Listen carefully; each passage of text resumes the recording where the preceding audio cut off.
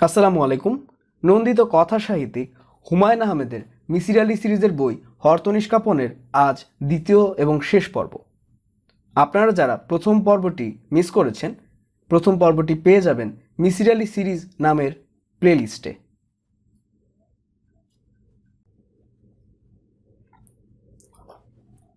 আতরের গন্ধে বাড়ি ম ম করছে। আজমল সাহেবের পীর ভাই হুজুরে কেবলা বিন নেশান আলী আসগর কুতুবি মিসির আলির বসার ঘরে বসে আছেন। আজমল সাহেব হুজুরে কেবলাকে এখানে বসিয়ে রেখে নাশতার জোগাড় করতে গেছেন। হুজুরে কেবলা বসে আছেন মূর্তির মতো। মূর্তিও মাঝে মধ্যে বাতাসে এদিক ওদিক দুলে। পীর ভাইয়ের মধ্যে সেই দুলনিও নেই। মিসির আলি বললেন, কেমন আছেন? তিনি জবাব দিলেন না, তবে মিসির আলির দিকে তাকালেন, সামান্য হাসলেন। যিনি কথা বললে জবাব দেন না, তার সঙ্গে আলাপ আলোচনা চালানোর প্রশ্ন ওঠে না।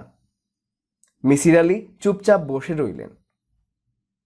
আজমল সাহেব তার পীর ভাইকে এখানে কেন নিয়ে এসেছেন এটা ঠিক স্পষ্ট হচ্ছে না। হয়তো ধর্মের লাইনে মিসির আলিকে টানতে চান। সব মানুষই নিজের দিকে মানুষকে টানতে চায়। এক চোর অন্য একজনকে চোর বানাতে চেষ্টা করে, সাধু চেষ্টা করে সাধু বানাতে। মিসির আলির সিগারেট খেতে ইচ্ছা করছে। তার পাঞ্জাবির পকেটে সিগারেটও আছে, দেশলাইও আছে। সিগারেট ধরালে এই পীর সাহেব কি মনে করেন তা বুঝতে পারছেন না বলেই সিগারেট ধরাচ্ছেন না। হুজুরে কেবলা এতক্ষণ তাকিয়েছিলেন, এখন চোখ বন্ধ করে ফেলেছেন। তার মাথাও খানিকটা ঝুঁকে এসেছে। থুতনি বুকের সঙ্গে লেগে যাচ্ছে। ভদ্রলোক কি ঘুমিয়ে পড়েছেন? পুরোপুরি ঘুমিয়ে পড়লে সিগারেট একটা ধরানো যেতে পারে। ভদ্রলোকের চোখের পাতা দেখতে পারলে মিসির আলি সহজেই ধরতে পারত ভদ্রলোক ঘুমিয়েছেন কিনা। চোখের পাতা দেখা যাচ্ছে না। মিসির আলিকে অবাক করে দিয়ে ভদ্রলোক হঠাৎ মাথা তুললেন, চোখ মেললেন। মিসির আলির দিকে তাকিয়ে স্পষ্ট স্বরে বললেন, আপনি আমাকে প্রশ্ন করেছেন কেমন আছেন। আমি সেই প্রশ্নের জবাব দেই নাই, কারণ তখন ওজিফা পাঠ করছিলাম। জবাব না দেওয়ায় আপনি হয়তো ভেবেছেন আমি বেয়াদবি করেছি। ইচ্ছাকৃত বেয়াদবি করিনি। আপনার প্রশ্নের জবাব না দিয়ে অনিচ্ছাকৃত বেয়াদবি করেছি, তার জন্যে ক্ষমা চাই। মিসির আলি বললেন, ক্ষমা করলাম। শুক্রিয়া। মিসির আলি বললেন, ক্ষমা করলাম ঠিকই, আপনি কিন্তু এখনো প্রশ্নের জবাব দেননি, এখনো বলেননি কেমন আছেন। হুজুর কেবলা শব্দ করে হাসলেন। হাসি থামিয়ে বললেন, জনাব, আমি ভালো আছি। আপনি ইচ্ছা করলে আমার সামনে সিগারেট খেতে পারেন। আমি এমন কোনো ব্যক্তি না যে আমার সামনে সিগারেট খাওয়া যাবে না, যদিও এই অভ্যাস স্বাস্থ্যের জন্য ক্ষতিকর। মিসির আলি সামান্য চমকালেন। হুজুরে কেবলা এমন ভঙ্গিতে কথা বলেছেন যাতে মনে হতে পারে তিনি থট রিডিং জানেন। মিসির আলি মনে মনে ঠিক যা ভাবছেন তা বলতে পারছেন। সিগারেট ধরাবার ইচ্ছা মিসির আলির হচ্ছে এটা ঠিক।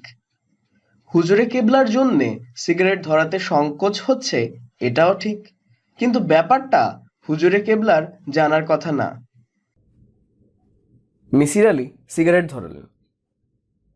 হুজুরে কেবলা বললেন,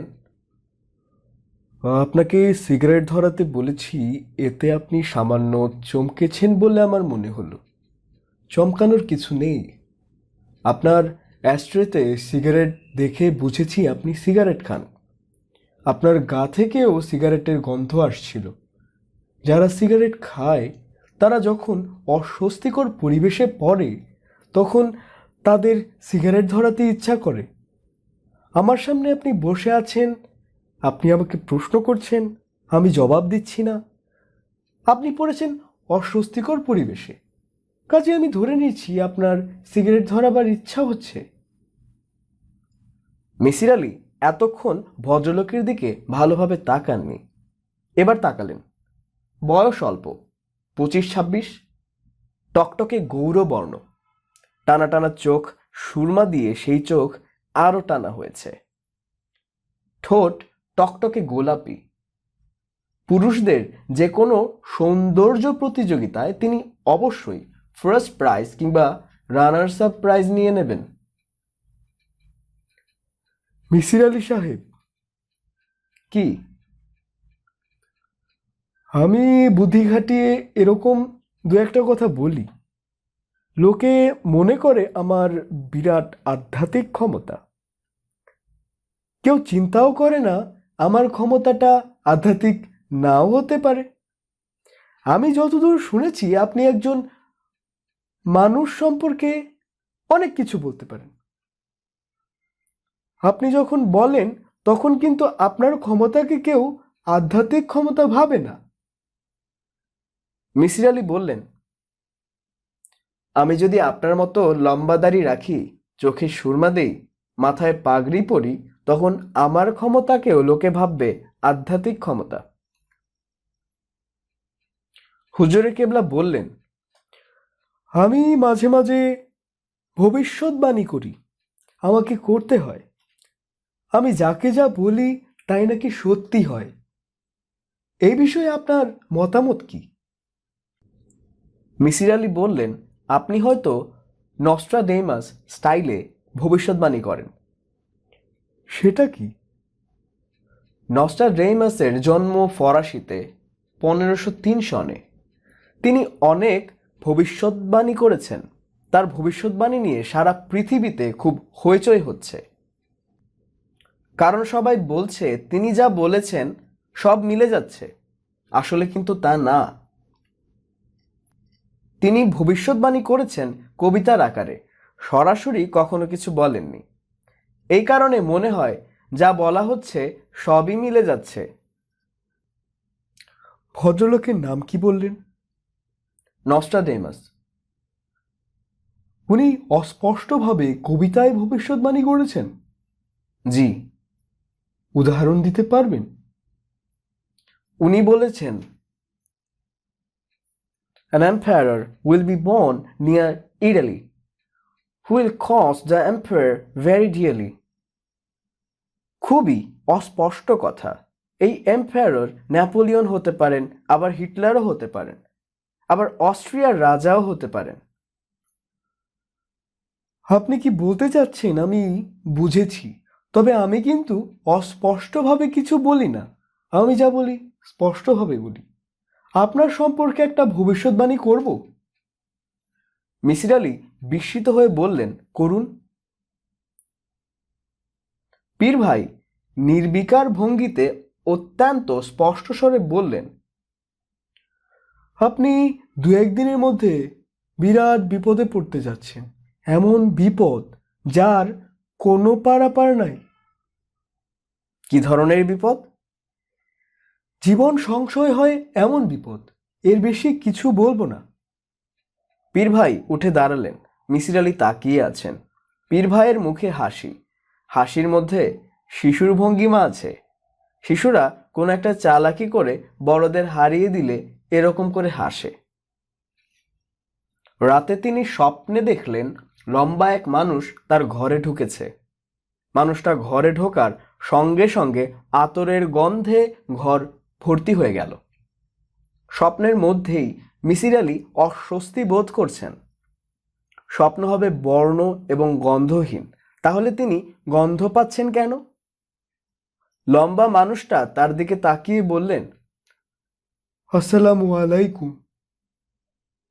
তার গলা অপূর্ব সুরেলা। স্বপ্নের মধ্যেই মিসির আলি উঠে বসলেন। লম্বা মানুষটা বললেন, আমার ভবিষ্যৎবাণী কি মিলেছে মিসির আলি সাহেব? মিসির আলি বললেন, ও আচ্ছা, আপনি।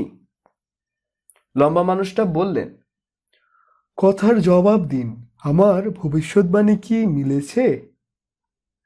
মিসির আলি বললেন, না, আমি কোনো বিপদে পড়িনি, আখি তারা বিপদে পড়েছে। আপনি বিপদে পড়েছেন, আপনি বুঝতে পারছেন না। মিসির আলি বললেন, আপনার কথা আমি সত্যি বলে ধরে নিলাম আমিই বিপদে পড়েছি। এখন আপনি বলুন, কি করে বুঝলেন আমি বিপদে পড়ব? সেটা বলবো না। কেন বলবেন না? সবকিছু সবাইকে বলতে নেই, সব রহস্য সবাইকে জানাতে নেই। মিসির আলি বললেন, রহস্য আগলে রাখা ঠিক না। বিজ্ঞানীরা যখনই কোনো রহস্য ধরে ফেলেন তখনই তারা সবাইকে জানান। পৃথিবী যে আজ এত দূরে এগিয়েছে এই কারণেই এগিয়েছে। তারা রহস্য আগলে বসে থাকলে আমরা এত দূর আসতে পারতাম না, অন্ধকারে ডুবে থাকতাম। অন্ধকারে ডুবে থাকাই ভালো। তাই কি? হ্যাঁ, তাই। আপনি ঘুমোচ্ছেন, ঘুম হলো অন্ধকার, অন্ধকার ভালো না।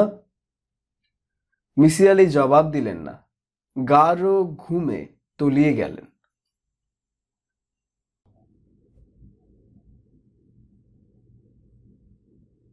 আখি তারার জ্বর এসেছে। সে চাদর গায়ে কুণ্ডুলি পাকিয়ে শুয়ে আছে। চাদরে শীত মানছে না, একটু পরপর কেঁপে কেঁপে উঠছে। মিসির আলি তার কপালে হাত রেখে চমকে উঠেছেন। জ্বরে গা পুড়ে যায় বলে যে বাক্যটি প্রচলিত সেটা পুরোপুরি সত্যি বলে মনে হচ্ছে। আখি তারা, শরীর বেশি খারাপ লাগছে? সে চোখ মেলে কিছুক্ষণ তাকিয়ে থেকে আবার চোখ বন্ধ করে ফেলল। মিসির আলি অস্থির বোধ করলেন। অসুখ বিসুখের ব্যাপারগুলিতে তিনি অস্থির বোধ করেন, অসহায়ও বোধ করেন। অসুখ বিসুখের সমস্যা মোকাবিলার মতো শক্তি তার নেই। পানি খাবে? পানি? আখি তারা আবারও চোখ মেলল, কিছুক্ষণ তাকিয়ে থেকে চোখ বন্ধ করে ফেলল। মেয়েটির জ্বর কমানোর ব্যবস্থা করা দরকার, ডাক্তার ডাকা দরকার। মেয়েটি যেভাবে কেঁপে কেঁপে উঠছে তার অবশ্যই শীত লাগছে। তিনি কি এখন তার গায়ে লেপ দিয়ে দেবেন? এতে মেয়েটার শীতভাব কমবে। অথচ তিনি জানেন জ্বর খুব বাড়লে গায়ে পানি ঢেলে জ্বর কমাতে হয়। একই সঙ্গে শীত কমানো এবং জ্বর কমানো কি করে সম্ভব? আখি তারা, শরীর বেশি খারাপ লাগছে? না। অনেকক্ষণ পর সে প্রথম একটা শব্দ করল। এক অক্ষরের এই শব্দ করতেও মনে হয় তার খুব কষ্ট হলো। মিসির আলি বললেন, শীত লাগছে? হুম। গায়ে লেপ দিয়ে দেব? হুম।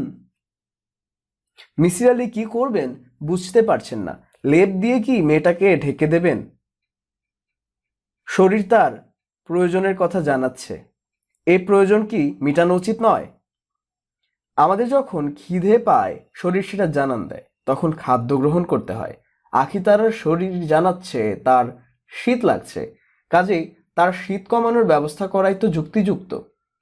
যদিও ডাক্তাররা বলেন এই অবস্থায় গায়ে পানি ঢালতে হবে, প্রয়োজনে বরফ মেশানো পানিতে বাথটাবে গলা পর্যন্ত ডুবিয়ে রাখতে হবে। ব্যাপারটা এমনও হতে পারে জ্বরতপ্ত মস্তিষ্ক সিদ্ধান্ত নিতে পারে না, নিউরন এলোমেলো সিগন্যাল দেয়। দরজায় কড়া নড়ছে, কেউ একজন এসেছে। মিসির আলি স্বস্তি বোধ করলেন। যে এসেছে তার সঙ্গে পরামর্শ করা যাবে।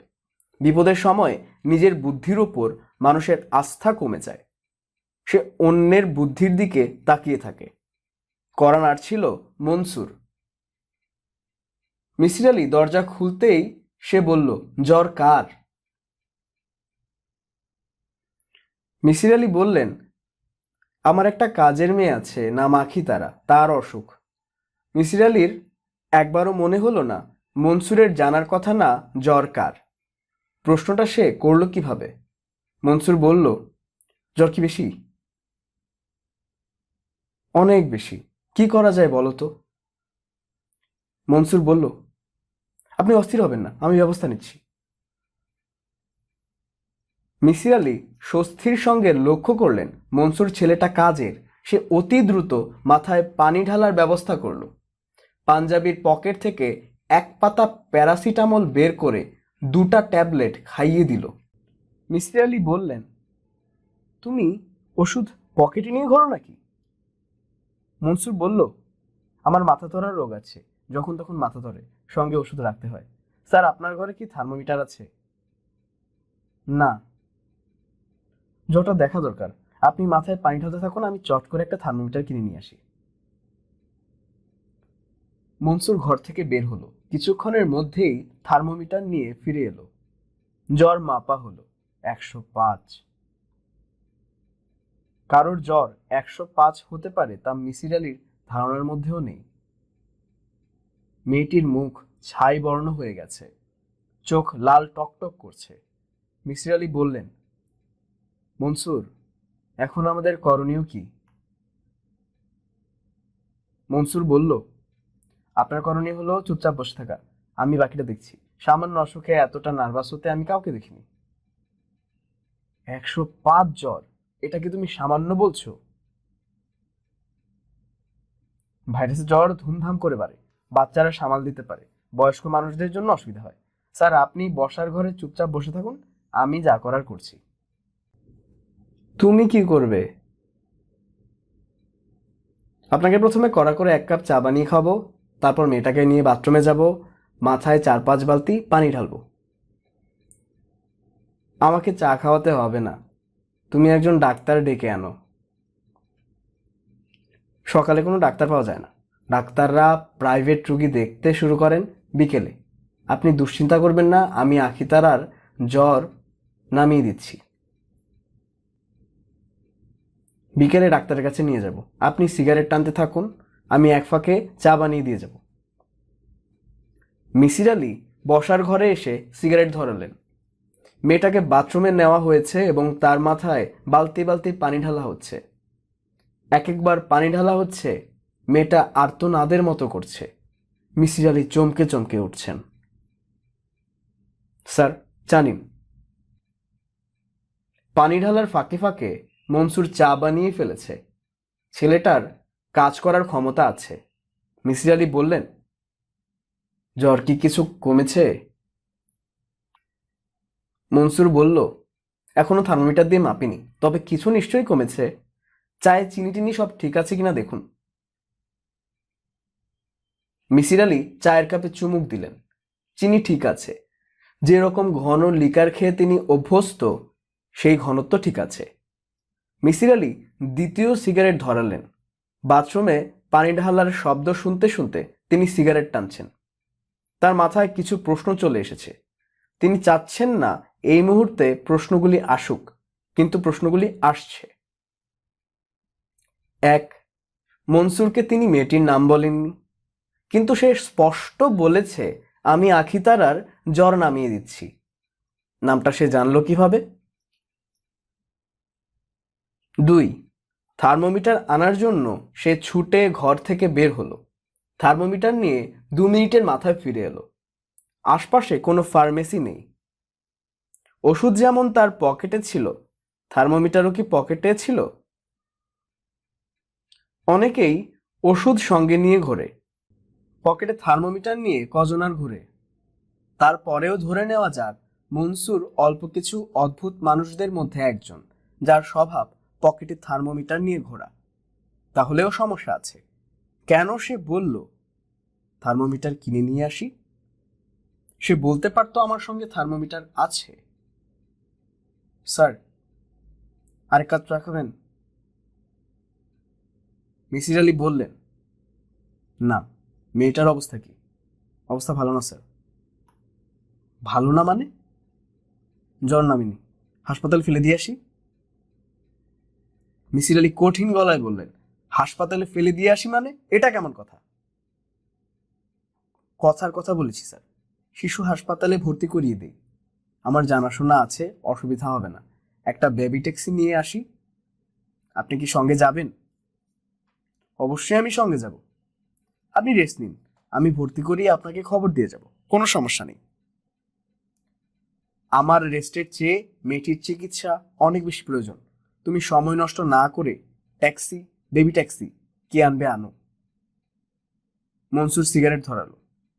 মিসির আলির দিকে তাকিয়ে স্পষ্ট স্বরে বলল, মেয়েটা বাঁচবে না। মিসির আলি হতভম্ব হয়ে বললেন, তুমি কি বলতে চাচ্ছ? মনসুর আবেগশূন্য গলায় বলল, মেয়েটা বাঁচবে না। তুমি কি করে বুঝলে? স্যার, আমি ডাক্তার না, কিন্তু আমার কিছু ক্ষমতা আছে। আমি কিছু কিছু জিনিস আগে আগে বুঝতে পারি। আমি মৃত্যুর গন্ধ পাই।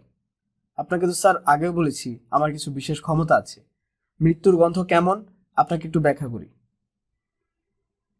কোনো ব্যাখ্যা করতে হবে না, তুমি মেয়েটাকে হাসপাতালে নেওয়ার ব্যবস্থা করো। এক কাপ চা খেয়ে নিই স্যার, 5 মিনিট লাগবে। পানি গরম দিয়েছি, আপনি আর এক কাপ খাবেন? মিসির আলি জবাব দিলেন না। তিনি মনসুরের দিকে অবাক হয়ে তাকিয়ে আছেন। আখিতারাকে শিশু হাসপাতালে ভর্তি করা হলো। হাসপাতালে ভর্তি করানোর পর ডাক্তার এনে সঙ্গে সঙ্গে রোগীকে দেখানোর ব্যবস্থা মনসুর অতি দ্রুত করে ফেলল। মিসির আলি তার কর্মক্ষমতার প্রশংসা না করে পারলেন না। সবকিছুই যেন তার হাতের মুঠোয়। সিস্টারদের সঙ্গে হাসি মুখে আপা আপা করে কথা বলছে, যেন কত দীর্ঘদিনের পরিচয়। এক ডাক্তারের সঙ্গে কথা বলার সময় ডাক্তারের বাড়ি মাদারীপুর শুনে মনসুর এমন ভঙ্গি করলো যেন মাদারীপুর বাড়ি হওয়াটা বিস্ময়কর ঘটনা। এমন বিস্ময়কর ঘটনা শতাব্দীতে একটা দুটার বেশি ঘটে না। গলা অন্যরকম করে সে দুবার বলল, ও আচ্ছা, আপনার বাড়ি মাদারীপুর, বলেন কি? মিসির আলি হাসপাতালে বাইরে দাঁড়িয়ে আছেন। মেয়েটা হাসপাতালে ভর্তি হওয়ার পর থেকে তিনি খানিকটা স্বস্তি পাচ্ছেন। চিকিৎসা শুরু হবে, ডাক্তাররা দেখবেন। দেশের ডাক্তারদের প্রতি তার আস্থা আছে। আস্থার পেছনের লজিক হচ্ছে, এদেশের সব ডাক্তারকে অসংখ্য রোগী দেখতে হয়। রোগীর প্যাথোলজিক্যাল রিপোর্টের উপর ডাক্তাররা তেমন ভরসা করেন না, কারণ প্যাথোলজিক্যাল ল্যাবগুলির অবস্থা তারা জানেন। ডাক্তারদের নির্ভর করতে হয় অভিজ্ঞতার উপর। লক্ষণ বিচার করে রোগ নির্ণয়ে তাদের দক্ষতা অসামান্য। সব কমপ্লিট করে দিয়ে এসেছি স্যার। বলতে বলতে সিগারেট হাতে মনসুর এসে তার সামনে দাঁড়ালো। তাকে কেমন যেন হাসি খুশি মনে হচ্ছে। মনসুর সিগারেটে লম্বা টান দিয়ে বলল, রোগী যদি কিছু হয়ে যায় কেউ আমাদের দোষ দিতে পারবে না। আমরা প্রপার চিকিৎসার ব্যবস্থা করেছি, আমাদের দিকে থেকে কোনো ভুল হয়নি। রোগীর মৃত্যু হয়েছে হাসপাতালে। মিসির আলি বললেন, তুমি বারবার মৃত্যুর প্রসঙ্গ আনছো কেন? মৃত্যু কেন হবে? মানুষ তো স্যার অমন না, মানুষের মৃত্যু হয়, মানুষ মরণশীল।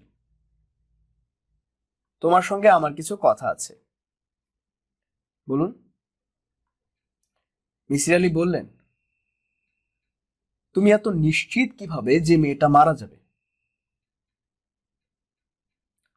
সব মানুষের মৃত্যুর ব্যাপারে আমি নিশ্চিত, তবে আখিতারার মৃত্যু যে ঘনিয়ে এসেছে এটা বুঝতে পারছি।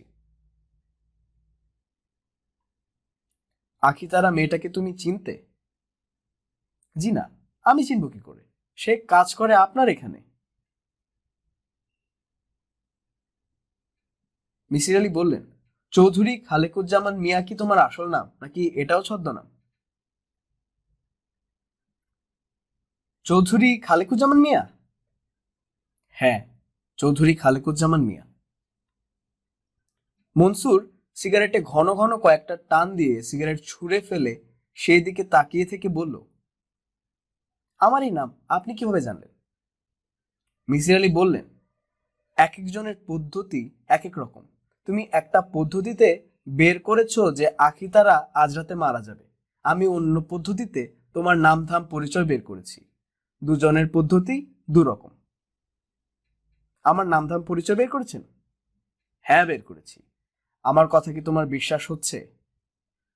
বিশ্বাস হচ্ছে। স্যার, আসুন আমরা কোথাও বসে চা খাই। রেস্টুরেন্টে বসে চা খেতে কি আপনার আপত্তি আছে? না, আপত্তি নেই। মনসুর বলল, আমার নাম যে চৌধুরী খালেকুজ্জামান, এই তথ্য আপনাকে কে দিল? মিসির আলী বললেন, তুমিই দিয়েছ, অন্য কেউ দেয়নি। আমি দিয়েছি। হ্যাঁ, তুমি দিয়েছ। কিভাবে দিয়েছ শুনতে চাও? না।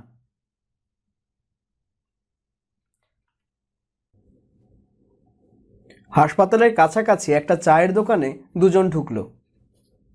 চায়ের দোকানের মালিক মনসুরের দিকে তাকিয়ে আনন্দিত গলায় বলল, আরে ময়না ভাই, কেমন আছেন? মনসুর জবাব দিল না। একবার শুধু আর চোখে মিসির আলীকে দেখল। চৌধুরী খালেকুজ্জামানের আরেক নাম ময়না, এটা জেনে মিসির আলীর তেমন কোনো ভাবান্তর হলো না। রেস্টুরেন্ট ফাঁকা। যে তিনজন খদ্দের চা পাউরুটি খাচ্ছে তারা রেস্টুরেন্টের বাইরে বেঞ্চিতে বসে আছে। ভেতরে মানুষ বলতে তারা দুজন এবং 7-8 বছরের একটা ছেলে। ছেলেটা বেঞ্চির উপর কান্না কান্না মুখ করে বসে আছে। চেহারা দেখলে মনে হচ্ছে মালিকের ছেলে। কোনো অপরাধ করায় কিছুক্ষণ আগে শাস্তি দেওয়া হয়েছে, তখন কান্নাকাটি করেছিল। চোখে পানির দাগ রয়ে গেছে। মিসির আলী আগ্রহ নিয়ে ছেলেটির দিকে তাকিয়ে রইলেন। দোকানের চা ভালো, এই ব্যাপারটা মিসির আলীর খুব অদ্ভুত লাগে। নামি দামি রেস্টুরেন্টের চায়ের চেয়ে রাস্তার পাশের সস্তার দোকানগুলোর চা ভালো হয়। সম্ভবত চা বানানোর কোনো বিশেষ কায়দা আছে। বিশেষ কায়দাটা শিখে নিতে হবে। মনসুর বলল, স্যার, আপনি মনে হয় ধরিয়ে নিয়েছেন আমি খারাপ লোক। মিসির আলী বললেন, আমি আগে ভাগে কিছু ধরে নেই না। তুমি আমার কাছে আসল নাম গোপন করেছ। নাম গোপন করলেই মানুষ খারাপ হয়ে যায় না। পৃথিবীর অনেক বিখ্যাত মানুষ নাম গোপন করতে ভালোবাসতেন। অন্য কোনো পরিচয়ে নিজেকে পরিচিত করতে চাইতেন। এই অস্বাভাবিকতা অনেকের ভেতর আছে। সুনীল গঙ্গোপাধ্যায় নিজের নাম গোপন করে নাম নিয়েছেন নীল লোহিত। বালাইচাঁদ মুখোপাধ্যায়ের আরেক নাম বনফুল। মনসুর বলল, স্যার, আমি সুনীল গঙ্গোপাধ্যায়ও না, বালাইচাঁদও না, তবে আমি খারাপ লোক না। আমি বলিনি তুমি খারাপ লোক। আমার কাজের মেয়েটার নাম যে আখিতারা, এটা কিভাবে জানলে? মনসুর তাকিয়ে আছে, চায়ের কাপে চুমুক দিচ্ছে। মনে হচ্ছে না এই প্রশ্নের জবাব সে দেবে। মিসির আলী বললেন, মেয়েটার জন্য থার্মোমিটার আনার কথা বলে তুমি দৌড় দিয়ে বের হলে। থার্মোমিটার তোমার পকেটেই ছিল। তুমি কি থার্মোমিটার পকেটে নিয়ে চলাফেরা করো? জি। কেন? থার্মোমিটার দিয়ে আমি একটা মেন্টাল ম্যাজিক দেখাই। থার্মোমিটারের দিকে তাকিয়ে থেকে আমি থার্মোমিটারের পারদ উপরে উঠাতে পারি। আপনাকে এটা দেখাবো বলে থার্মোমিটার সঙ্গে করে এনেছিলাম। দেখি তোমার এই খেলাটা। থার্মোমিটার আপনার বাসায় রেখে এসেছি। আপনি সত্যি দেখতে চান? হ্যাঁ, দেখতে চাই। আমি থার্মোমিটার একটা কিনে নিয়ে আসি, 2 মিনিট লাগবে। আপনি আরেক কাপ চা নিন। চা শেষ করার আগেই আমি চলে আসব। মিসির আলী দ্বিতীয় কাপ চা শেষ করার পরেও আরও আধ ঘন্টা বসে রইলেন। মনসুর ফিরল না। আর অপেক্ষা করা ঠিক হবে না। আখিতারার খোঁজ নেওয়ার জন্য হাসপাতালে যাওয়া দরকার। মনসুরকে নিয়ে এই মুহূর্তে কিছু না ভাবলেও চলবে। মিসির আলী চায়ের দাম দিতে গেলেন।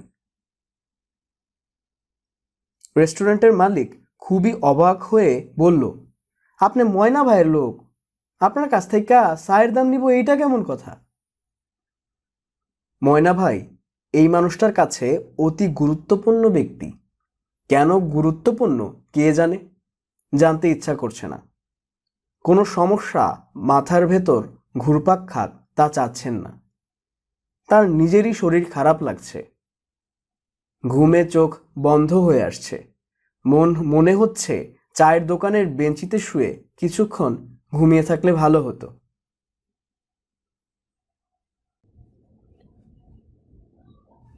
রাত প্রায় 8টা। মিসির আলি তার ঘরে। ঘরের কোনো বাতি জ্বালানো হয়নি। এতক্ষণ অন্ধকারেই হাঁটাহাঁটি করছিলেন। বসার ঘর থেকে রান্নাঘরে যাওয়া, রান্নাঘর থেকে আবার বসার ঘর। জায়গাটা খুব ভালো করে চেনা, হাঁটতে অসুবিধা হচ্ছে না। অন্ধকারে কেন হাঁটাহাঁটি করছেন তা তিনি জানেন না। অস্থিরতা কাটানোর কোনো চেষ্টা হতে পারে। অস্থিরতা কাটানোর এই প্রক্রিয়া মিসির আলির চরিত্রের সঙ্গে মানাচ্ছে না। খুব অস্থির অবস্থায় তিনি চুপচাপ বসে থাকেন। আখিতারাকে নিয়ে তিনি হঠাৎ দুশ্চিন্তায় পড়েছেন। মনে হচ্ছে মনসুরের কথা ঠিক, মেয়েটা বাঁচবে না। অথচ হাসপাতালের ডাক্তার বলে দিয়েছেন ভয়ের কিছু নেই। এশিয়া জোনে ভাইরাসের নতুন কিছু স্ট্রেন দেখা দিয়েছে। এতে হাই ফিভার হয়, ডেঙ্গু তার মধ্যে একটা। মিসির আলি ডাক্তারকে বললেন, মেয়েটার কি ডেঙ্গু হয়েছে? ডাক্তার সাহেব ভরসা দেওয়ার মতো বললেন, হতে পারে, তবে 4-5 দিন পার না হলে কিছুই বলা যাবে না। আমরা সিমটমিক চিকিৎসা চালিয়ে যাব, আপনি নিশ্চিত থাকুন। ডাক্তারের কথায় তার ভরসা পাওয়া উচিত। ভরসা পাচ্ছেন না। ভরসা না পাওয়ার কারণ কি মনসুর? সে পীর দরবেশের মতো বলে বসলো মেয়েটা বাঁচবে না। সে কোনো পীর দরবেশ না। পীর দরবেশদেরও মানুষের মৃত্যু নিয়ে ভবিষ্যৎবাণী করার ক্ষমতা থাকে তিনি মনে করেন না। তারপরও কি কোনো কারণে মনসুরের কথা তার মনের গভীরে ঢুকে গেছে? Hypnotic suggestion? আচ্ছা, বাড়িওয়ালার পীর ভাইয়ের এখানে কোনো ভূমিকা আছে? এই মানুষটিও তো ভবিষ্যৎবাণী করেছেন মহা বিপদ আসছে, জীবন সংশয় হবার মতো বিপদ। তাই তো হয়েছে।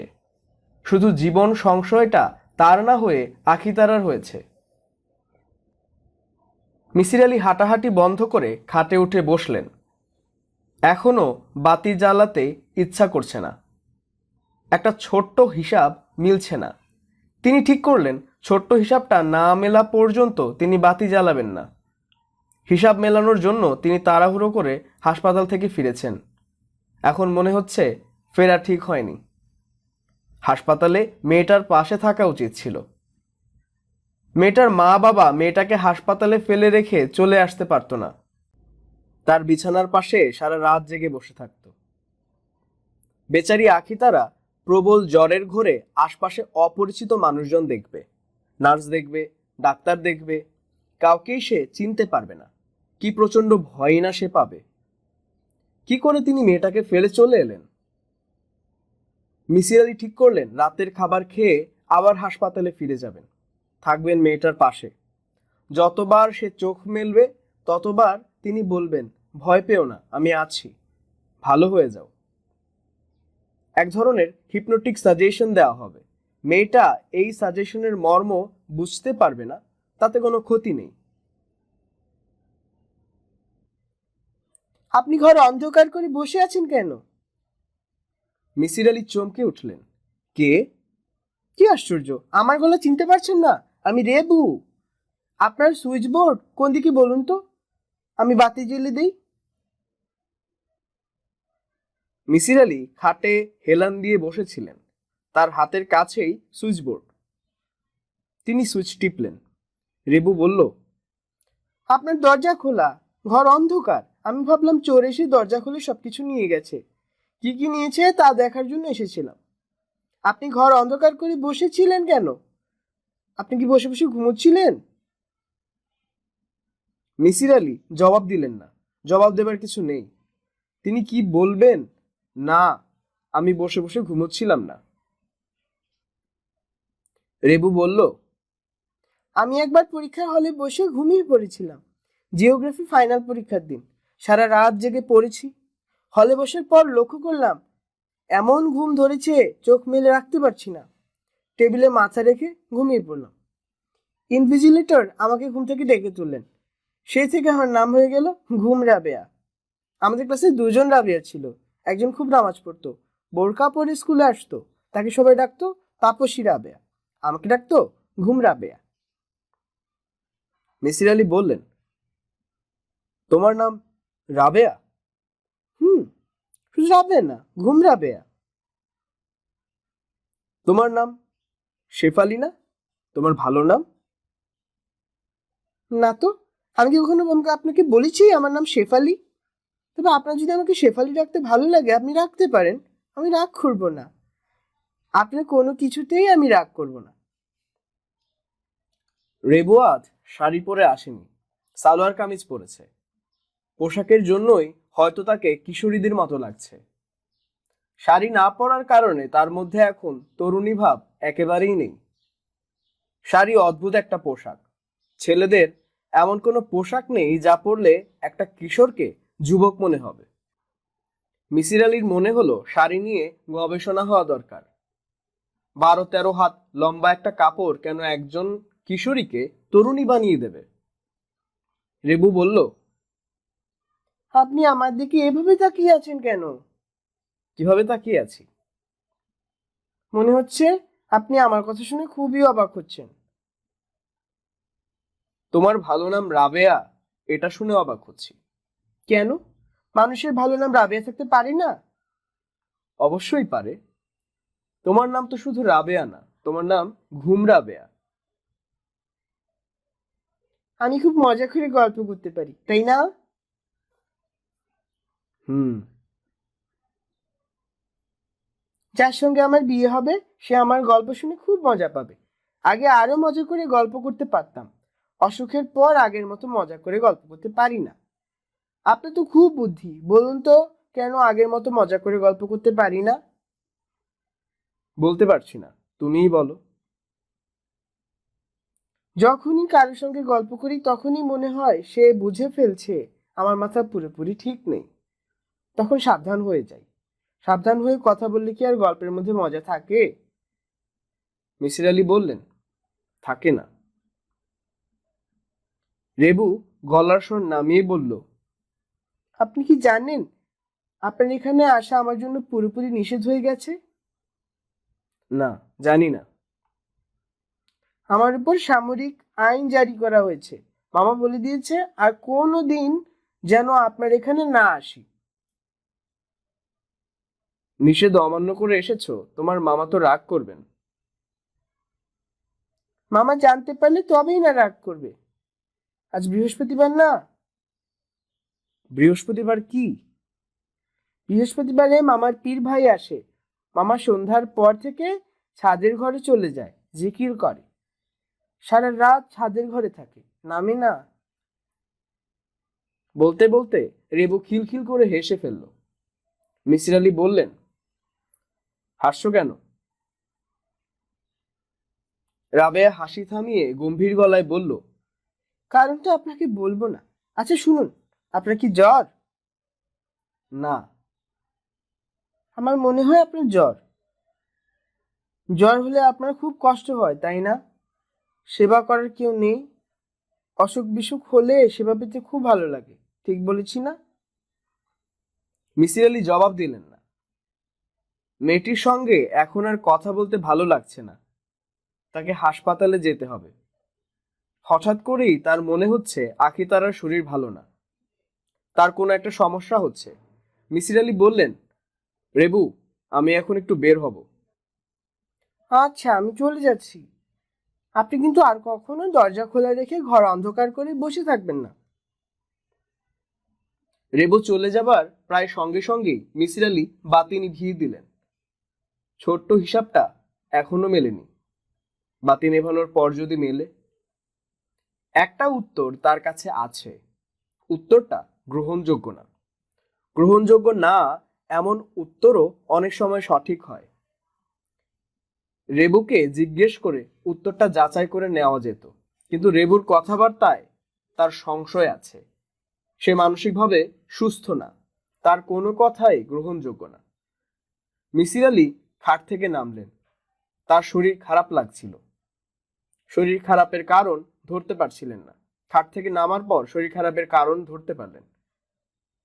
আজ সারাদিন তার খাওয়া হয়নি। রিকশায় উঠে মিসির আলির ক্ষুধাবোধ চলে গেল। তার মনেই রইল না রিকশায় ওঠার আগ পর্যন্ত তিনি ভেবে রেখেছিলেন আলী মিয়ার রেস্টুরেন্ট থেকে কিছু খেয়ে নেবেন। তার যখন রান্না করতে ইচ্ছা করে না তখন এই রেস্টুরেন্টে খেতে যান। বিচিত্র কারণে রেস্টুরেন্টের মালিক চান মিয়া তাকে অসম্ভব পছন্দ করেন। তাকে দেখলেই হাসি মুখে বলেন, বাবুরে খানা দে, ঠিক মতো দিবি, আগে টেবিল সাফা কর, টেবিলে যেন আর কেউ না বসে।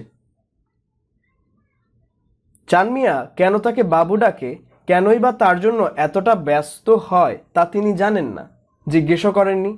প্রশ্ন করে কারণ জানতে তার ভালো লাগে না। কোনো একদিন কারণটা নিজেই ধরতে পারবেন, আর ধরতে না পারলেও ক্ষতি নেই, কারণ ধরতেই হবে এমন কথা নেই। আকাশে বিদ্যুৎ চমকাচ্ছে, যে কোনো মুহূর্তে বৃষ্টি নামবে। বৃষ্টি নামার আগে আগে প্রকৃতি কিছু বোধহয় করে, চারদিকে এক ধরনের অস্থিরতা ছড়িয়ে দেয়। মিসির আলি একবার আকাশের দিকে তাকাচ্ছেন, আকাশের মেঘের সঙ্গে সম্পর্কিত নিজের মানসিক অস্থিরতা টের পাচ্ছেন। তার ইচ্ছা করছে রিকশাওয়ালাকে জিজ্ঞাসা করেন, তোমারও কি অস্থির লাগছে? তিনি কিছু জিজ্ঞেস করার আগেই রিকশাওয়ালা বলল, আসমানের অবস্থা দেখছেন, আইজ একেবারে ভাসাইয়া দিব। মিসির আলি ছোট্ট নিঃশ্বাস ফেলে ভাবলেন, ভাসিয়ে দেবার প্রবণতা প্রকৃতির ভেতর আছে। সে জ্যোৎস্না দিয়ে ভাসিয়ে দেয়, বৃষ্টি দিয়ে ভাসিয়ে দেয়, তুষারপাত দিয়ে ভাসিয়ে দেয়, আবার প্রবল প্রেম, প্রবল বেদনা দিয়েও তার সৃষ্ট জগৎকে ভাসিয়ে দেয়। প্রকৃতি যে খেলা খেলে তার নাম ভাসিয়ে দেওয়া খেলা। প্রকৃতি ভাসিয়ে দিতে পছন্দ করে। আখিতারা মেয়েটা যদি সত্যি সত্যি মারা যায়, প্রবল দুঃখবোধ মিসির আলীকে ভাসিয়ে নিয়ে যাবে। আখিতারাকে দেখে মিসির আলী চমকালেন। সে হাসপাতালের বিছানায় আধশোয়া হয়ে আছে। তার কোলে হাসপাতাল থেকে দেওয়া খাবার, হলুদ রঙের প্লাস্টিকের ট্রেতে ভাত, এক টুকরা মাছ, ভাজি, ডাল। আখিতারা আগ্রহ নিয়ে খাচ্ছে। মনে হলো মিসির আলীকে দেখে সে লজ্জা পেয়েছে। মিসির আলী বললেন, আখিতারা, তোমার খবর কি? মেয়েটা হাসি মাখানো লজ্জা লজ্জা মুখ করে বলল, ভালো। জ্বর চলে গেছে? হাসপাতালে থাকতে ভয় লাগছে? না। একা একা রাতে থাকতে পারবে? খাওয়া বন্ধ করেছো কেন? খাও। আখিতারা বলল, বাবা, আপনি খাইছেন? মিসির আলী বললেন, না, তোমার এখান থেকে যাবার পথে হোটেলে খেয়ে নেব। হাসপাতালের খাবার কেমন? আখিতারা বলল, লবণ কম। লবণ দিতে বলবো? না। মেয়েটা যে তাকে দেখে খুবই আনন্দ পাচ্ছে তা তিনি বুঝতে পারছেন। আনন্দিত মানুষের পাশে বসে থাকাও আনন্দের ব্যাপার। একজনের দুঃখ অন্যজনকে তেমন স্পর্শ করে না, কিন্তু আনন্দ করে। আখিতারা বলল, বড় বাবা, আপনি চলে যান, হোটেলে গিয়া ভাত খান। মিসির আলী বললেন, হঠাৎ করে তোমার এত জ্বর, আমি ভয় পেয়ে গিয়েছিলাম। এরকম জ্বর কি তোমার আগেও হয়েছে? বলো কি? আখিতারা বলল, ভয় পাইলে আমার জ্বর হয়। তুমি ভয় পেয়েছিলে? ভয় পেয়েছিল কেন? আখিতারা নিচু গলায় বলল, রাইতে আমার কাছে একটা জিন আসছিল, জিন দেখে ভয় পাইছি। মিসির আলী বললেন, তুমি ভয়ের স্বপ্ন দেখছিলে, স্বপ্ন দেখে ভয় পেয়েছো। স্বপ্ন দেখি নাই, জিন আমার বিছানার ধারে বসছে, আমার শরীরে হাত দিছে, আমার চিমটি দিছে। কোথায় চিমটি দিয়েছে? ঘাড়ে। দেখি তোমার ঘাড় দেখি, কোন জায়গায় চিমটি দিয়েছে। আখিতারা দেখালো, জায়গাটা লাল হয়ে ফুলে আছে। মিসির আলী বললেন, এটা চিমটি না, কাকড়া বিছার কামড়। কাকড়া বিছার বিষের কারণে তোমার জ্বর এসেছে। ওই বাড়িতে কাকড়া বিছা আছে, আমি নিজে দেখেছি। তুমি এরপর থেকে সব সময় মশারি ফেলে ঘুমাবে।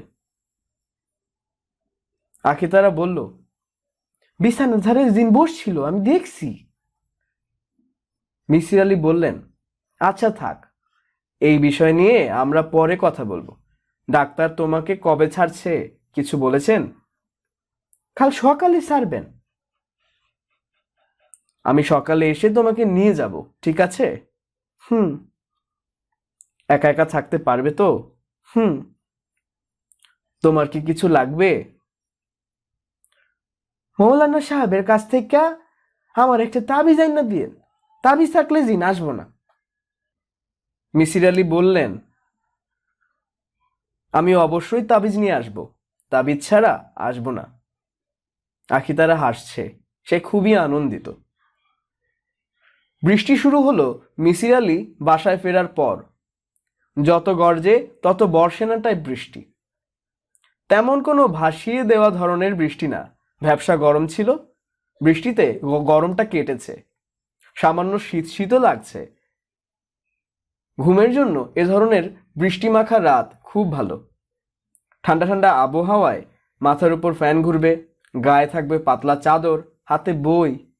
বইয়ের পাতা উল্টাতে উল্টাতে একসময় চোখে ঘুম জড়িয়ে আসবে। তখন একসঙ্গে দুটা ব্যাপার হবে, বই পড়তে ইচ্ছা করবে, আবার ঘুমিয়ে পড়তেও ইচ্ছা করবে। মিসির আলীর জন্য এই সময়টাই শ্রেষ্ঠতম সময়। সায়েন্স অ্যান্ড প্যারাডক্স বইটা এমন যে কয়েক পাতা পড়লেই ঘুম কেটে যায়। লেখক বইটির তৃতীয় চ্যাপ্টারে প্রমাণ করেছেন গ্যালাক্সির ভর শূন্য। পদার্থের ক্ষুদ্রতম কণা অ্যাটমকে ভেঙে পাওয়া যাচ্ছে ইলেকট্রন, প্রোটন ও নিউট্রন। এদেরকেও ভাঙা যাচ্ছে। এক পর্যায়ে পাওয়া যাচ্ছে ল্যাপটন। ল্যাপটনের কোনো ভর নেই, কাজেই বিশ্ব ব্রহ্মাণ্ডেও কোনো ভর নেই। গভীর মনোযোগে বই পড়তে পড়তে তিনি কখন ঘুমিয়ে পড়লেন জানেন না। তার ঘুম ভাঙল খুটখাট শব্দে। কেউ একজন বিছানার পাশ দিয়ে হেঁটে যাচ্ছে। যে হেঁটে যাচ্ছে তাকে তিনি দেখতে পাচ্ছেন না, কারণ ঘর অন্ধকার। ঘুমানোর আগে তিনি বাতি নেভাননি। ঘর অন্ধকার থাকার কারণ নেই, হয়তো ঝড় বৃষ্টির কারণে ইলেকট্রিসিটি চলে গেছে। বিছানার পাশ দিয়ে যে হেঁটে যাচ্ছে সে একবার ব্যস্ত ভঙ্গিতে রান্নাঘরে ঢুকলো। দরজার পাশে রাখা টুলের সঙ্গে ধাক্কা লাগলো। মিসির আলী একবার ভাবলেন, কে কে বলে শব্দ করেন। শব্দ করলেন না, সাবধানে হাত বাড়িয়ে সুইচবোর্ড স্পর্শ করলেন। কেউ একজন সুইচ টিপে বাতি নিভিয়ে দিয়েছে।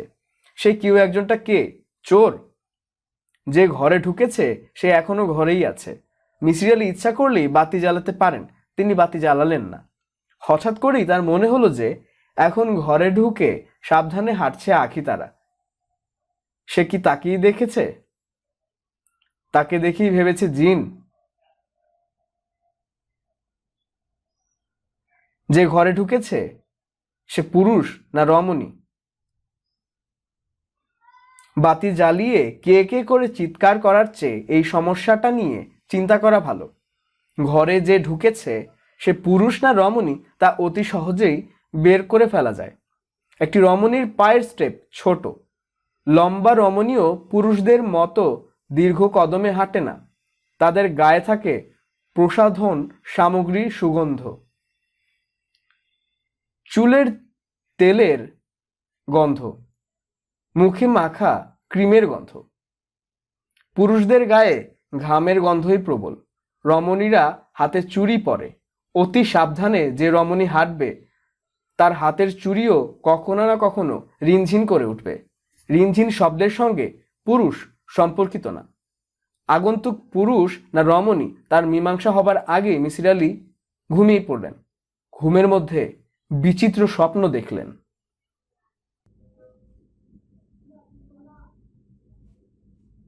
আখিতারা বাসায় ফিরেছে, তার গলায় দুটা তাবিজ। মিসির আলি কাকরাইল মসজিদের সামনের ফুটপাতের দোকান থেকে তাবিজ দুটা কিনেছেন। আখিতারা খুবই আগ্রহের সঙ্গে গলায় তাবিজ পরে ঘুরছে। তাকে দেখে মনে হচ্ছে সে অনেক দিন পর বাবার বাড়িতে ফিরে আনন্দে আত্মহারা। মেয়েটার আনন্দ দেখে মিসির আলির ভালো লাগছে। আখিতারা বলল, বড় বাবা চা বানায় দিব? মিসির আলি বললেন, দাও। দুপুরে রান্দা কি হইব, ঘরে বাজার নাই। ডাল ভাত করো, ঘন ঘন বাজারে যেতে আমার ভালো লাগে না। রসুন ভর্তা করব? রসুন ভর্তা খাইবেন? রসুন আর শুকনা মরিচ পুরাইয়া ভর্তা বানাইতে হয়, খাইবেন? খাবো। মিসির আলির মনে হলো হাসপাতাল থেকে ফিরে আখিতারার মুখে বুলি ফুটেছে। মেয়েটা ফটফট করে কথা বলছে। পোস্টমাস্টারের রতনের সঙ্গে এই মেয়ের ভালোই মিল আছে। রতনও ছিল ফটফটানি মেয়ে। চা বানিয়ে মিসির আলির সামনে রাখতে রাখতে আখিতারা বলল, বড় বাবা, চারটা ঘর বন্ধন তাবিজ ঘরের সাইড কোনায় লটকাইয়া দিলে ঘরে খারাপ কিছু ঢুকবো না। ঘর বন্ধন তাবিজ কোথায় পাওয়া যায়? আমরা দেশের মৌলানা সাহেব ঘর বন্ধন তাবিজ দেন। তুমি যখন দেশে যাবে তখন আমার জন্য ঘর বন্ধন তাবিজ নিয়ে এসো। হ্যাঁ, আচ্ছা। আখিতারা, শোনো, আজ তোমার এত কাজকর্ম করার দরকার নেই। হাসপাতাল থেকে এসেছো, বিশ্রাম করো। খাবার আমি হোটেল থেকে আনিয়ে নেব। হ্যাঁ, আমার অত বিশ্রামের দরকার নাই, অনেক বিশ্রাম হয়েছে। মিসির আলি চায়ের কাপ নিয়ে বসার ঘরে বেতের চেয়ারে বসলেন। তিনি সেখান থেকেই আখিতারার প্রবল বেগে ঘর ঝাড় দেবার শব্দ শুনলেন। মেয়েটার কাণ্ড কারখানায় তিনি বেশ আনন্দ পাচ্ছেন। মিসির আলির আনন্দ দীর্ঘস্থায়ী হলো না। কিছুক্ষণের মধ্যে তার ভ্রু কুঁচকে গেল। সিগারেটে টান দিয়ে আনারি সিগারেট খোরদের মতো খক খক করে কাশতে লাগলেন। কোনো কারণে তার মনে যদি খটকা তৈরি হয় তখন এই ব্যাপারটা ঘটে। সিগারেটে টান দিয়ে কাশতে শুরু করেন। আজকের এই খটকা তৈরি হয়েছে মনসুরের চিঠির কারণে। মনসুর এই চিঠি ডাকে পাঠায়নি, খামে বন্ধ করে দরজার ফাঁক দিয়ে ঢুকিয়ে দিয়ে গেছে। পরম শ্রদ্ধেয় স্যার, জনাব মিসির আলি। স্যার, আমি আপনার সঙ্গে পরপর কয়েকটি অন্যায় করেছি। অন্যায়ের জন্য ক্ষমা প্রার্থনার কারণে আপনাকে লিখছি। হয়তোবা আপনি আমাকে ক্ষমা করবেন। আমার প্রথম অন্যায়, থার্মোমিটার আনার কথা বলে আমি চলে গিয়েছিলাম, আর ফিরে আসিনি। এই অন্যায়টি কেন করেছি আপনার মতো বুদ্ধিমান মানুষের তা না বোঝার কারণ নেই। স্যার, আমি থার্মোমিটার দিয়ে কোনো ম্যাজিক দেখাতে পারি না। থার্মোমিটার নিয়ে উপস্থিত হলে ম্যাজিক দেখাতে হতো, কাজে আমি পালিয়ে চলে গেছি। আপনি আমার কাজকর্মে সন্দিহান হয়ে পড়েছেন। সন্দেহভাজন একজন মানুষ যত ভালো কাজই করুক, তার কাজকে দেখা হয় সন্দেহের চোখে। আপনি যখন জিজ্ঞেস করলেন তুমি তো আখিতারাকে চেনো না, তাহলে তার নাম কিভাবে জানলে? আমি ভেবেচাকা খেয়ে যাবার কারণে তৎক্ষণাৎ জবাব দিলাম না। কি করে তার নাম জানি আর কেনই বা আমি পকেটে থার্মোমিটার নিয়ে ঘুরছিলাম সেটা বলি। আপনার কাছে জোর হাতে অনুরোধ করি, আমার কথাগুলো দয়া করে পড়ুন। হয়তোবা আপনি আমার বিচিত্র কর্মকাণ্ড বুঝতে পারবেন। ওই দিন আখিতারা মেয়েটি প্রবল জ্বরে ছটফট করছিল। আমি তখন এসেছি আপনার সঙ্গে দেখা করতে। আপনার ঘরের দরজা বেশিরভাগ সময়ই খোলা থাকে। আমি ঢুকে গেলাম আপনার বসার ঘরে। সেখান থেকে শুনলাম আপনি মেয়েটার সঙ্গে কথা বলছেন। মেয়েটার প্রবল জ্বর, তাও বুঝলাম। আমি আপনাকে চমকে দেবার জন্যই ঘর থেকে বের হয়ে ফার্মেসিতে চলে গেলাম। জ্বর কমানোর ওষুধ প্যারাসিটামল কিনলাম। আপনার বাসায় থার্মোমিটার নাও থাকতে পারে এই ভেবে একটা থার্মোমিটারও কিনলাম। স্যার, আমি যে সত্যি কথা বলছি তা কি বিশ্বাস করছেন? যদি বিশ্বাস করেন তাহলে আরেকটা সত্যি কথা বলি। রেবু, রাবেয়া নামের মেয়েটা তার স্বামী ও সন্তানকে হত্যা করেছে, এই ঘটনাটাও সত্যি। মেয়েটা সাইকোপ্যাথিক, সে তার পছন্দের মানুষদের খুন করে। আমি জানি আপনি তার পছন্দের মানুষদের একজন। একই ঘটনা আপনার ক্ষেত্রেও ঘটতে যাচ্ছে। আপনি অতি বুদ্ধিমান মানুষ হয়েও ব্যাপারটা বুঝতে পারছেন না, এখানেই আমার দুঃখ। স্যার, আমার কথা আপনি যদি বিশ্বাস না করেন একটু সাবধানে থাকবেন। আমার মন বলছে কোনো এক গভীর রাতে সে আপনার ঘরে ঢুকে পড়বে, হয়তোবা ইতিমধ্যেই ঢুকেছে। ইতি চৌধুরী খালেকুজ্জামান। চিঠি শেষ করে মিসির আলি সিগারেটে টান দিয়ে আবারও খক খক করে কাশতে লাগলেন। আখিতারা বলল, বড় বাবা, আপনার আরেক কাপ চা দিব? মিসির আলি বললেন, দাও। চা সে বানিয়েই রেখেছিল। মিসির আলির কথা শেষ হবার আগেই সে চায়ের কাপ নিয়ে উপস্থিত হলো।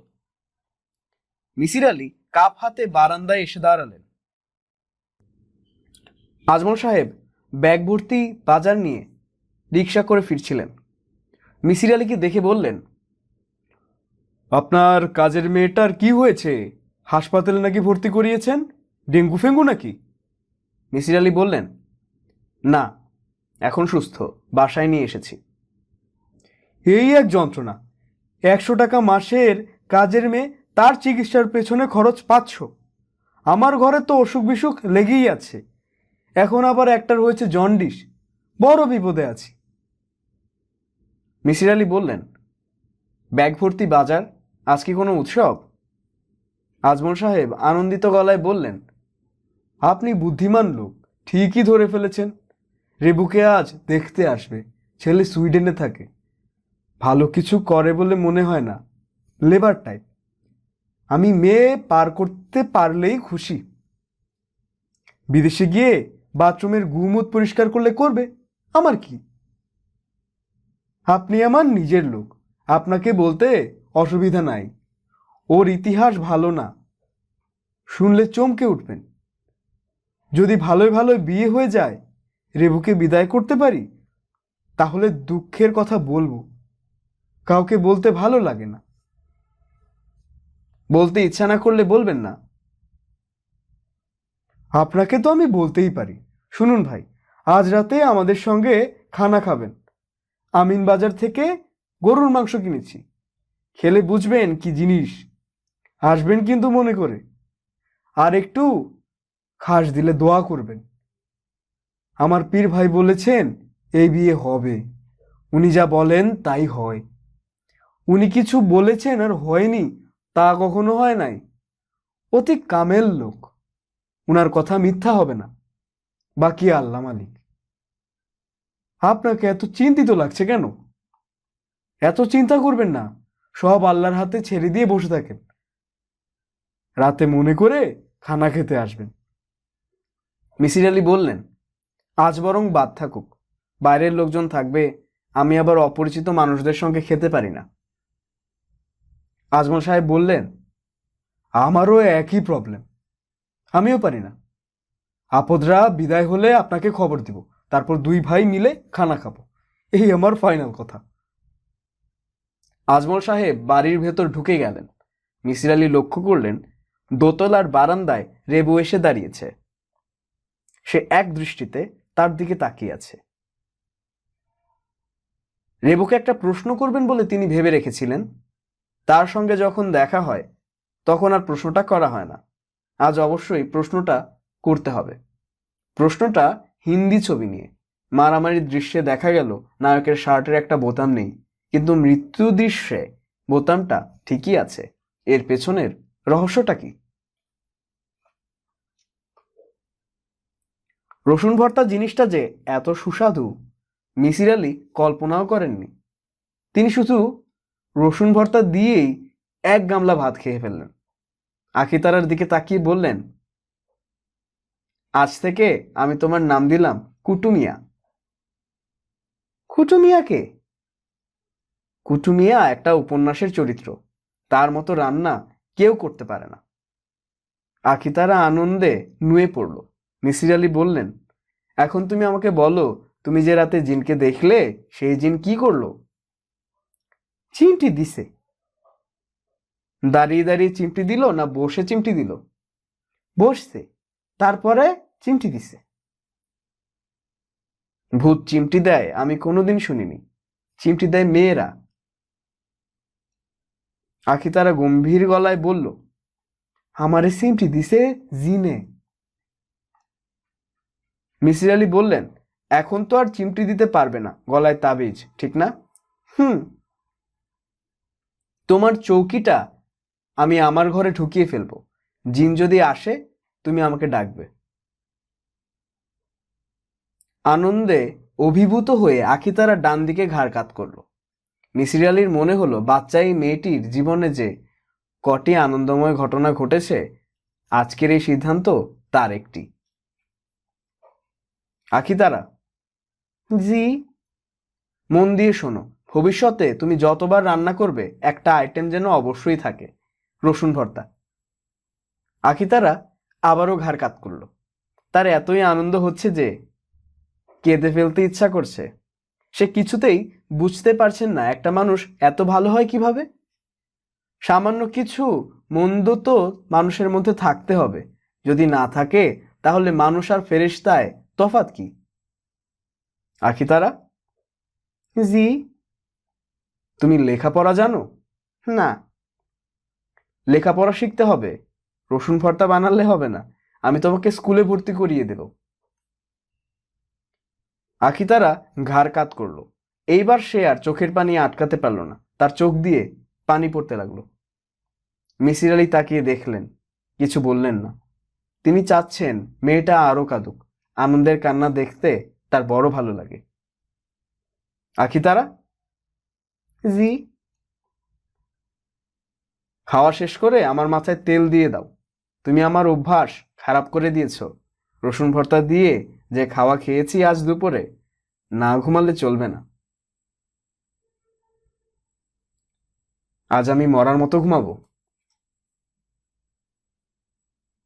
মিসির আলী সত্যি সত্যি মরার মতো ঘুমালেন। তার ঘুম ভাঙল রাত 9টায়। দিনের বেলায় এত লম্বা ঘুম তিনি তার জীবনে আর কখনো ঘুমিয়েছেন বলে মনে করতে পারলেন না।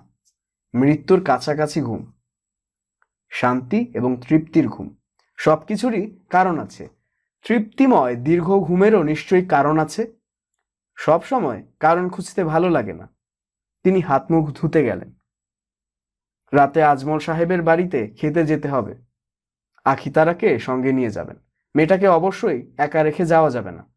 জিন বিষয়ক ভীতি মেয়েটার মাথার ভিতরে আছে। যে কোনো সুযোগে আবার সেই ভয় ডালপালা মিলতে পারে। আখিতারা বলল, বড় বাবা চা খাইবেন? মিসির আলী বললেন, না, দাওয়াত খেতে যাব, তুমিও সঙ্গে যাবে। আখিতারা বলল, আপনার কি শরীর খারাপ? মিসির আলী বললেন, শরীর খারাপ না, শরীর ভালো। আপনি ঘুমাইতেই আছেন, ঘুমাইতেই আছেন, ঘুমাইতে ঘুমাইতে মানুষ মারা যায়। কে বলেছে? বড় বাবা বলেছে। এই জন্যে বড় বাবা যখন বেশি ঘুমায় তখন আমার ভয় লাগে, আমি ডাক দিয়ে তুলি। আমাকে ডাক দিয়ে তুললে না কেন? আমি ডাকছি, আপনি ঘুম ভাঙে নাই। মিসির আলী বললেন, এত লম্বা আরামের ঘুম কেন ঘুমিয়েছি শোনো। কারণটা কিছুক্ষণ আগে পরিষ্কার হয়েছে। আমার মাথা জট পাকিয়ে গিয়েছিল, আন্ধা গিট্টু লেগে গিয়েছিল, গিট্টু খুলে গেছে বলে আরাম করে ঘুমিয়েছি, বুঝেছ? কিছু না বুঝেই আখিতারা মাথা নাড়ল। মানুষটা যে ঘুমের মধ্যে মারা যায়নি এতেই সে খুশি। রাতে মিসির আলী আজমল সাহেবের বাড়িতে খেতে গিয়ে অস্বস্তিতে পড়লেন। বাড়িতে শোকের ছায়া। বরপক্ষের লোকজন কেউ আসেনি, তারা কোনো খবরও পাঠায়নি। আজমল সাহেব বললেন, মানুষ এত খারাপ কেন বলেন তো ভাই সাহেব? আসবি না ভালো কথা, একটা খবর তো দিবি। মিসির আলী বললেন, কটার সময় আসার কথা? সন্ধ্যাবেলায় আসার কথা। মুরব্বীরা আসবে, বিয়ের কথাবার্তা হবে, তারপর খানা পিনা। রাস্তার যানজটে মনে হয় আটকা পড়েছে। সব মুরব্বীদের একত্র করে আসতেও দেরি হয়। আজমল সাহেব হতাশ গলায় বললেন, ওরা আসল খবর পেয়ে গেছে। সবকিছু এত গোপন করে রাখি, তারপরেও আসল খবর বের হয়ে যায়। আপনি আমার নিজের লোক, আপনাকে বলি, রেবুর আগে বিয়ে হয়েছিল, একটা মেয়েও হয়েছিল। স্বামী সন্তান দুজনই মারা যায়। তারপর থেকে রেবুর মাথা খারাপ। নতুন করে ঘর সংসার হলে মাথা ঠিক হয়ে যেত। মাথা খারাপের আসল ওষুধ বিবাহ। প্রশ্ন করবেন না ভেবেও মিসির আলী প্রশ্ন করে ফেললেন। তিনি ইতস্তত করে বললেন, তারা মারা যায় কিভাবে? আজমল সাহেব বললেন, কাজের মেয়ে খুন করে টাকা পয়সা গয়নাগাটি নিয়ে পালিয়ে যায়। বিশাল ইতিহাস, আরেকদিন বলবো। আপনাকে বলতে কোনো বাধা নেই রে ভাই, আপনি আমার আপনার লোক। পুলিশ টাকা খাওয়ার জন্যে কি যে করেছে বললে বিশ্বাস হবে না। পুলিশ আসামি করেছিল রাবেয়াকে। রাবেয়া? রাবেয়াকে? রেবুর ভালো নাম রাবেয়া। ঘটনার পরে আমরা রেবুর নাম চেঞ্জ করে ফেলি।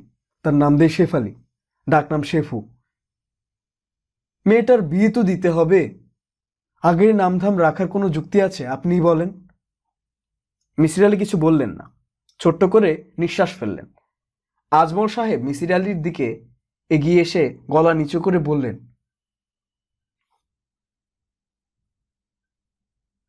স্ত্রী স্বামীকে খুন করে এই ইতিহাস আছে, কিন্তু কোনো মা তার 7 মাসের ফুটফুটে বাচ্চা খুন করতে পারে? আপনি বলেন।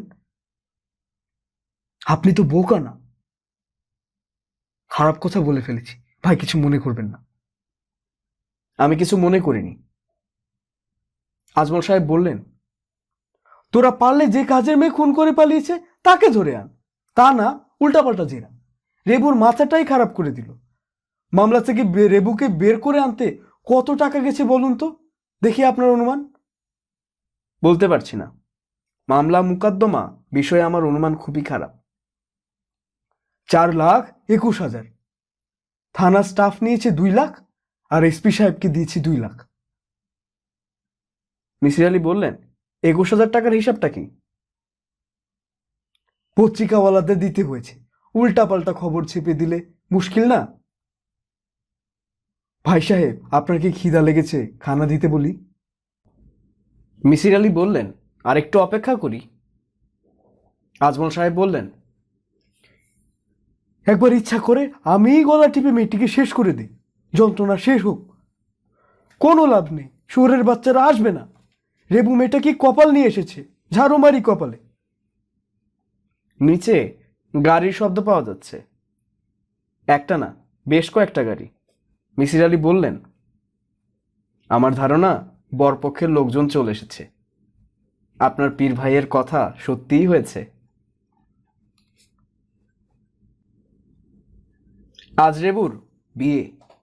আয়োজনের হইচই ধরনের বিয়ে না, নিয়ম রক্ষার বিয়ে। মগবাজারের কাজী অফিস থেকে কাজী সাহেব আসবেন, বরপক্ষের কিছু লোকজন আসবে, 5,01,000 টাকা কাবিন, অর্ধেক গয়নাপাতিতে উসুল। আজমল সাহেব প্রায় জীবন দিয়ে দিচ্ছেন মিসির আলী যাতে কনের দিকের একজন উকিল হন। মিসির আলী কাটান দিয়ে যাচ্ছেন, শেষ পর্যন্ত কাটান দিতে পারবেন বলে মনে হচ্ছে না। বিয়ের কনে রেবুর সঙ্গে তার দেখা হয়েছে। সে সকালবেলা নতুন পাঞ্জাবি নিয়ে তার সঙ্গে দেখা করতে এসেছিল। আজমল সাহেব পাঞ্জাবি পাঠিয়েছেন। তিনি চান মিসির আলী বিয়ের আসরে এই পাঞ্জাবি পরে উপস্থিত হবেন। আখিতারাও এই উপলক্ষে লাল পাড় ডুরে লাল শাড়ি পেয়েছে। বিয়ে হবে সন্ধ্যায়। আখিতারা সকাল থেকেই শাড়ি পরে সেজেগুজে বেড়াচ্ছে। মিসির আলীকে বলেছে তাকে কাচের চুড়ি কিনে দিতে হবে। কাচের চুড়ি না পেলে সে বিয়েতে যাবে না। রেবু মিসির আলীর পা ছুঁয়ে সালাম করল। মিসির আলী বললেন, আজ তোমার জন্য বিশেষ দিন। পাঞ্জাবি টেবিলে রেখে রেবু কিছু বলল না। মিসির আলী বললেন, উন্নত একটা দেশে যাচ্ছ, তাদের চিকিৎসা ব্যবস্থা খুব ভালো। অবশ্যই সেখানে তুমি ভালো ডাক্তার দেখাবে, সাইকিয়াট্রিস্টের সঙ্গে যোগাযোগ করবে। তোমার ভালো চিকিৎসা দরকার। রেবু ঘাড় কাত করল। মিসির আলী বললেন, তুমি কি আমাকে কিছু বলতে চাও? রেবু বলল, না। মিসির আলী বললেন, তোমার কাছে আমার একটা প্রশ্ন ছিল। রেবুর সঙ্গে সঙ্গে সোজা হয়ে বসল। তার দৃষ্টি তীক্ষ্ণ। অতিরিক্ত টেনশনে তার নাক ফুলে ফুলে উঠছে। মিসির আলী বললেন, তুমি ঘাবড়ে গেছো কেন? জটিল কোনো প্রশ্ন না। হিন্দি ছবি দেখেছিলাম তোমাকে সঙ্গে নিয়ে, সেই ছবি নিয়ে প্রশ্ন। কি প্রশ্ন? নায়ক যখন মারামারি করছিল তখন দেখলাম তার শার্টের একটা বোতাম নেই, কিন্তু মৃত্যু দৃশ্যের সময় দেখলাম শার্টের সবগুলো বোতামই আছে। এটা কি করে সম্ভব? রেবু স্বস্তির নিঃশ্বাস ফেলে বলল, মৃত্যু দৃশ্যটা তারা আগে করেছে, তখন শার্টের বোতাম ছিল। মারামারি দৃশ্যের সময় বোতাম খুলে গেছে। মিসির আলী বললেন, এত জটিল সমস্যার এত সহজ সমাধান আমি বুঝতেই পারিনি। রেবু বলল, আপনি ঠিকই বুঝতে পেরেছেন, আমার কাছে বুঝতে না পারার ভাব করছেন। তোমার সঙ্গে এটা করব কেন? আমাকে বোঝানোর জন্য যে আপনার বুদ্ধি কম। আপনার যে খুব বুদ্ধি এটা আমি জানি, এত বুদ্ধি থাকা ভালো না। মিসির আলী আচমকা অন্য একটা প্রশ্ন করলেন। তিনি রেবুর দিকে ঝুঁকে এসে বললেন, তোমাদের বাড়ির বারান্দার দিক থেকে আমার এই বাসার ঢোকার একটা দরজা আছে। দরজাটা তোমাদের দিক থেকে তালাবদ্ধ থাকে। সেই তালার চাবি কি তোমার কাছে আছে? রেবু কিছুক্ষণ এক দৃষ্টিতে তাকিয়ে থেকে বলল, আছে। আর কিছু জিজ্ঞেস করবেন? মিসির আলী বললেন, না। রেবু তাকিয়ে আছে, তার চোখ বড় বড়। মিসির আলীর ধারণা ছিল তিনি মানুষের চোখের ভাষা পড়তে পারেন। তিনি হঠাৎ লক্ষ্য করলেন রেবুর চোখের ভাষা তিনি পড়তে পারছেন না। এর চোখের ভাষা অচেনা হয়ে গেছে।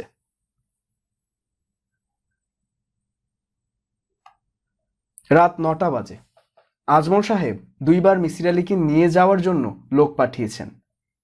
মিসির আলী যেতে পারছেন না, কারণ মনসুর তার সঙ্গে দেখা করতে এসেছে। সে সঙ্গে করে অনেকগুলো তাজা দোলন চাপা নিয়ে এসেছে। মিসির আলী দোলন চাপার নাম পড়েছেন নজরুলের কবিতার বইয়ে। দোলন চাপা আগে কখনো দেখেননি। ফুল দেখে এবং ফুলের গন্ধে তিনি মুগ্ধ হলেন। পুরো বাড়িতেই মিষ্টি সৌরভ ছড়িয়ে পড়েছে। মিসির আলী বললেন, বাহ। মনসুর বলল, স্যার, ফুলগুলো আপনার পছন্দ হয়েছে? মিসির আলী বললেন, খুব পছন্দ হয়েছে, থ্যাংক ইউ। মনসুর পকেট থেকে সিগারেট বের করতে করতে বলল, স্যার, মাঝে মাঝে আমি আপনার সামনে বেয়াদবি করি, সিগারেট খাই। আপনি কিছু মনে করবেন না। টেনশনের সময় আমি সিগারেট না খেয়ে থাকতে পারি না। মিসির আলী বললেন, সামনে সিগারেট খাওয়া না খাওয়া নিয়ে আদবের সম্পর্কটা আমি ঠিক বুঝতে পারি না। তুমি যত ইচ্ছা সিগারেট খাও, কোনো সমস্যা নেই। মনসুর কয়েকবার চেষ্টার পর তার লাইটারটা ধরালো। মিসির আলী হঠাৎ শব্দ করে হেসে ফেললেন। মনসুর অবাক হয়ে বলল, আপনি হাসছেন কেন? মিসির আলী বললেন, লাইটারের শব্দ শুনে হাসলাম। লাইটারটা তুমি বাঁ হাতে ধরিয়েছ, এটা দেখেও হাসলাম। মনসুর বলল, আমি লেফট হ্যান্ডার। স্যার, এটা কি কোনো হাসির ব্যাপার? আমি যতদূর জানি এই পৃথিবীর 2% মানুষ লেফট হ্যান্ডার। মিসির আলী বললেন, আমি কেন হেসেছি ব্যাপারটা বুঝিয়ে বলি। একবার আমার বাসায় গভীর রাতে একজন ঢুকেছিল। সেটা খুব বৃষ্টির রাত ছিল, ঝুম বৃষ্টি হচ্ছিল। যে ঢুকেছিল সে চাচ্ছিল আমি যেন টের পাই কেউ একজন এসেছে, কিন্তু কে এসেছে সেটা যেন বুঝতে না পারি। আপনি বুঝে ফেললেন কে এসেছে? হ্যাঁ হ্যাঁ, তুমি এসেছিলে। মনসুর শান্ত গলায় বলল, আমি লেফট হ্যান্ডার। এটা জেনে আপনি টের পেলেন আমি আপনার ঘরে ঢুকেছি। লেফট হ্যান্ডাররা গভীর রাতে মানুষের বাড়িতে ঢোকে। মিসির আলি বললেন, তুমি পুরোটা না শুনেই উত্তেজিত হয়ে পড়ছো। আগে পুরোটা শোনো, নার্ভ ঠান্ডা করো, আর একটা সিগারেট ধরাও। মনসুর আরেকটা সিগারেট ধরালো, আর তখনই ব্যস্ত ভঙ্গিতে আখি তারা ঘরে ঢুকে বলল, বড় বাবা, আপনি যাবেন না? মিসির আলি বললেন, তুমি বিয়ে বাড়িতে চলে যাও, আমি আসছি। আখি তারা বলল, আমি আপনারা না নিয়ে যাব না। তাহলে অপেক্ষা করো, সুন্দর করে 2 কাপ চা বানিয়ে দিয়ে যাও। আখি তারা চলে গেল। মিসির আলি মনসুরের দিকে তাকিয়ে বললেন, ওই রাতে তুমি কিছুক্ষণ আমার ঘরে হাঁটাহাঁটি করলে, আমার ঘুম ভাঙা পর্যন্ত অপেক্ষা করলে, তারপর ঘর থেকে বের হলে।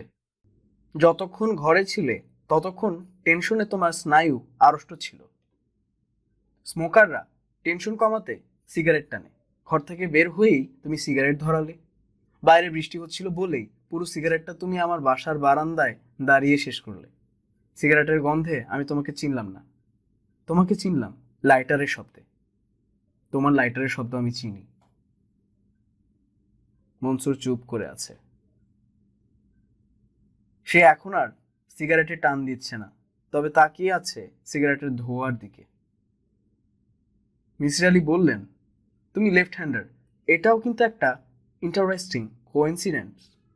শুনলে তুমি মজা পাবে, বলবো? বলুন। তুমি আকিদারার বিছানায় বসেছ, তার ঘাড়ের ডান দিকে চিমটি দিয়েছ। আকিতারা উত্তর দিকে মাথা দিয়ে শুয়েছিল।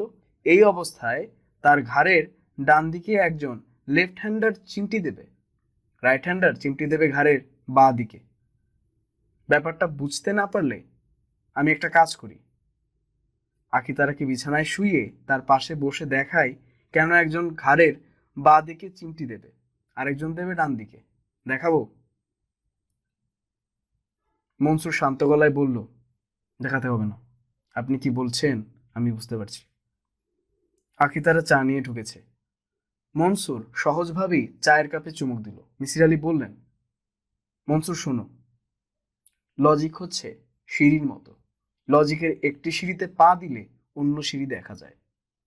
তুমি আমার ঘরে ঢুকেছ, এটা জানার পর বুঝতে পারলাম রেবু মেয়েটির সঙ্গে তোমার যোগাযোগ আছে। কিভাবে বুঝলেন? আমার বাসার একটা দরজা বাইরে থেকে তালা দেওয়া, সেই তালা খুলে এ বাসায় ঢোকা যায়। তালার চাবি রেবুর কাছে আছে। সেই চাবির একটা নিশ্চয়ই তোমার কাছেও আছে, আছে না? হ্যাঁ আছে। রেবুদের বাড়ির টেলিফোন নাম্বারও তুমি জানো। তুমি আমাকে ওই বাড়িতে টেলিফোন করেছিলে, মনে আছে? আছে। আমি একটা নতুন পাঞ্জাবি পরে সেজেগুজে বসে আছি। আমার কাজের মেয়েটা আমাকে তাড়া দিচ্ছে বের হওয়ার জন্য। তুমি একবারও জিজ্ঞেস করলে না আমরা কোথায় যাচ্ছি। জিজ্ঞেস করনি কারণ তুমি জানো আমরা কোথায় যাচ্ছি। রেবুর সঙ্গে যোগাযোগ না থাকলে তা জানা সম্ভব না। তুমি কি জানো আজ রেবুর বিয়ে? মনসুর বিচিত্র ভঙ্গিতে হাসল। মিসির আলি বললেন, তুমি এই বাসায় একসময় ভাড়াটে ছিলে, আমার এই অনুমান কি ঠিক আছে? মনসুর চমকে উঠে বলল, এই তথ্য আপনাকে কে দিয়েছে? মিসির আলি সহজ গলায় বললেন, রান্নাঘর দিয়েছে। রান্নাঘরের দেয়ালে হাজী আজমত আলী নামের এক ভদ্রলোকের নাম এবং টেলিফোন নাম্বার লেখা। তোমার হাতের লেখা আমি চিনি। আপনি কি আমার সম্পর্কে খোঁজ নেওয়ার জন্য হাজী আজমত আলীকে টেলিফোন করেছিলেন? না, টেলিফোন করিনি। তুমি এই বাড়িতে কতদিন ছিলে? 3 মাস। আমার ধারণা রেবুর সঙ্গে তখনই তোমার পরিচয় এবং প্রণয়। রেবু কি নিশিরাতে তালা খুলে তোমার ঘরে আসতো? হ্যাঁ। অবস্থাটা তো তোমার জন্য ভালোই ছিল। তুমি 3 মাসের মধ্যে চলে গেলে কেন? রেবুর বিয়ে হয়ে গিয়েছিল বলে? হুম। মিসির আলী বললেন, আমার সিগারেট শেষ হয়ে গেছে, একটা সিগারেট দাও। মনসুর সিগারেট দিল, লাইটার দিয়ে সিগারেট ধরিয়ে দিল। মিসির আলী বললেন, মনসুর, তুমি কি মানুষ খুন করেছ? মনসুর বলল, জি না। রেবুকে পরামর্শ দিয়েছিলে তার স্বামী সন্তান খুন করতে? জি না। তুমি যদি কিছু বলতে চাও বলো, আমি তোমার কথা খুব মন দিয়ে শুনবো। স্যার, রেবুর বাচ্চা হওয়ার পর তার সংসারে খুব অশান্তি শুরু হলো। রেবুর স্বামীর ধারণা হলো বাচ্চাটা তার না। রেবু একদিন স্বীকারও করলো বাচ্চার বাবা অন্য একজন। তারপর দুজনকেই বটি দিয়ে কেটে টুকরা টুকরা করে ফেললো।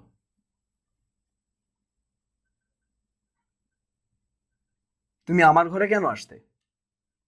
স্যার,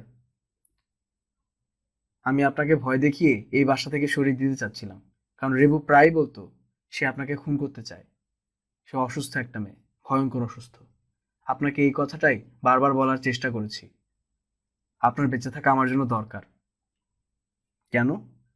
স্যার, একমাত্র আপনি রেবুকে সুস্থ করে তুলতে পারবেন, আর কেউ পারবে না। স্যার, আমি এই অসুস্থ মেয়েটাকে ভয়ঙ্কর ভালোবাসি। মনসুর তাকিয়ে আছে। এই চোখের ভাষা মিসির আলী পড়তে পারছে না। এই চোখ মমতা এবং ভালোবাসায় আর্দ্র। মনসুরের চোখে পানি জমতে শুরু করেছে। মিসির আলী অপেক্ষা করছেন চোখ থেকে পানির ফোঁটাটা কখন টেবিলের উপর পড়ে। মনসুর যেভাবে বসে আছে, পানির ফোঁটা টেবিলে পড়ার কথা। অশ্রু চোখেই মানায়, কাঠের টেবিলে মানায় কিনা এটা তার দেখার ইচ্ছা।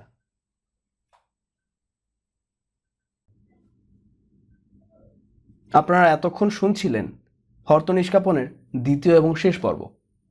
আমাদের সঙ্গে থাকার জন্য ধন্যবাদ। পরবর্তীতে এরকমই আরও অডিও বুক নিয়ে আপনাদের সামনে আমরা হাজির হব। সেই পর্যন্ত আপনারা ভালো থাকুন, এবং আপনাদের কাছে একটি অনুরোধ থাকবে, সেটি হচ্ছে আপনারা আমাদের চ্যানেলটিকে সাবস্ক্রাইব করুন, আমাদের ভিডিওগুলোতে লাইক দিন এবং বন্ধুদের সঙ্গে বেশি বেশি শেয়ার করুন। আপনাদের ভালোবাসাই আমাদের শক্তি। আপনাদের জন্যও থাকলো ভালোবাসা এবং আপনাদের সুন্দর জীবনের জন্য শুভকামনা। বিদায়।